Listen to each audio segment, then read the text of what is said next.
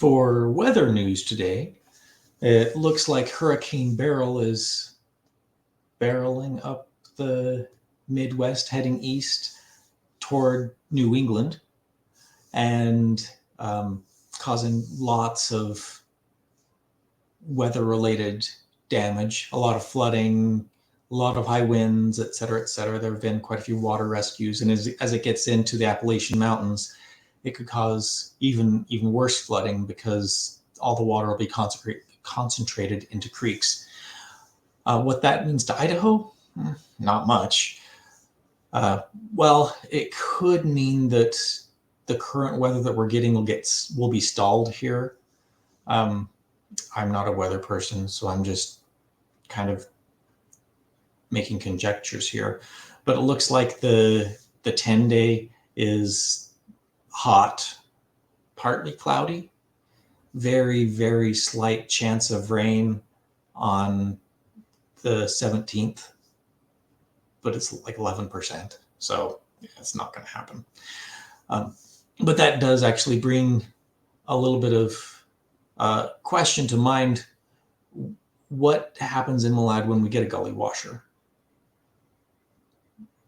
Do we have any defenses in place for when we get a lot of water? What happens to our roads? What happens to our creeks? What happens to our dry washes? They get completely filled with water.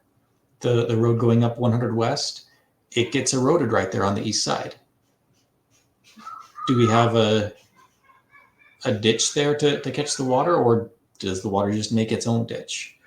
Instead of having a road right there, why not have a set of diversions set up so as the water comes down the road, it hits those diversions on the side, gets pulled off into maybe a silt trap, or dig a depression, pop a tree in there, deep mulch it, put some bushes in, and have that tree watered for free.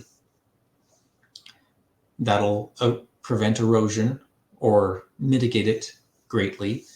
It'll help keep the dirt and gravel off of the road that always happens when it rains heavily there, and makes it so the road crew doesn't have to clean that street, keeps cars from getting rock chips if they get a rock thrown up into their windshield.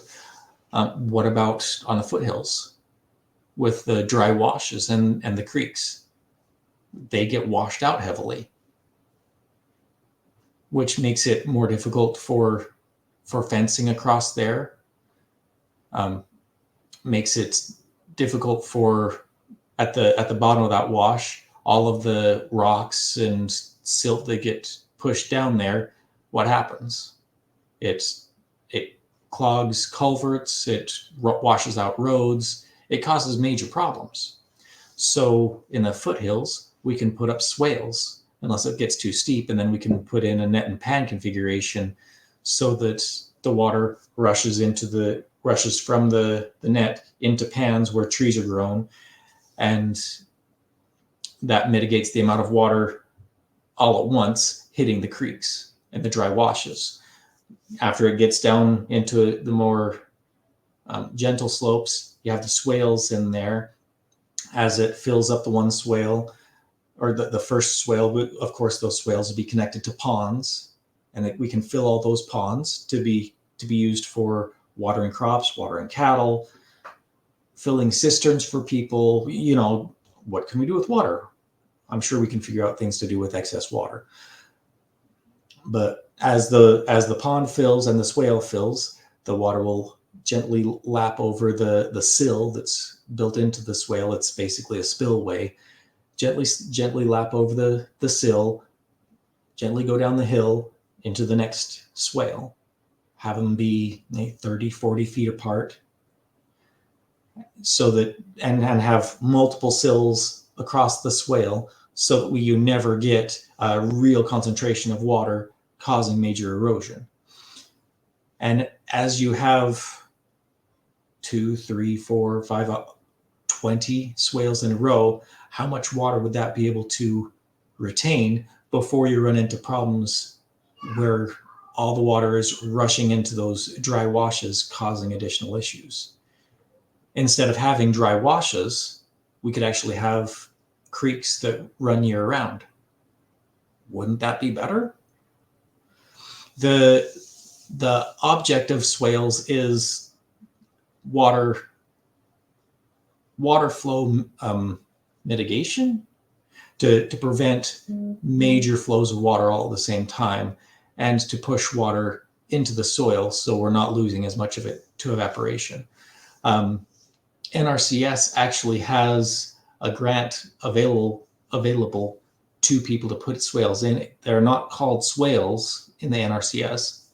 They're called Code 600 agricultural terraces, but it's a swale.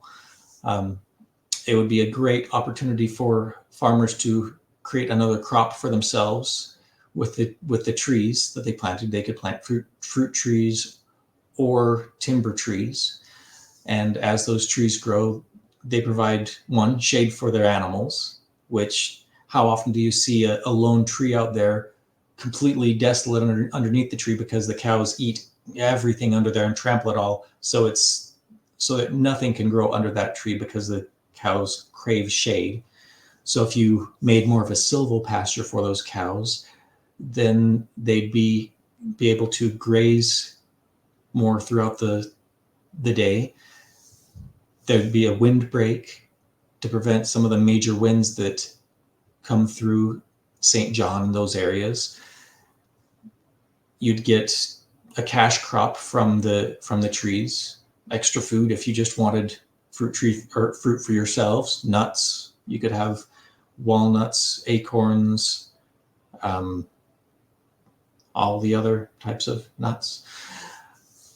It's a tremendous idea, but that's just one of many ideas that can be done, and one that I thought of. If you have any ideas, please comment down below. Let's start a conversation of what we can do to prevent damage and to increase the prosperity of our valley.